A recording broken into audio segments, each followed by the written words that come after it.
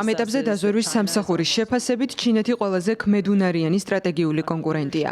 პრეზიდენტ სი ძინპინის ხელმძღვანელობით ჩინეთის სახალხო რესპუბლიკა ცდილობს წარმოჩნდეს მსოფლიოს წამყვან ძალად როგორც ეკონომიკური, ისე ტექნოლოგიური და სამხედრო თვალსაზრისით.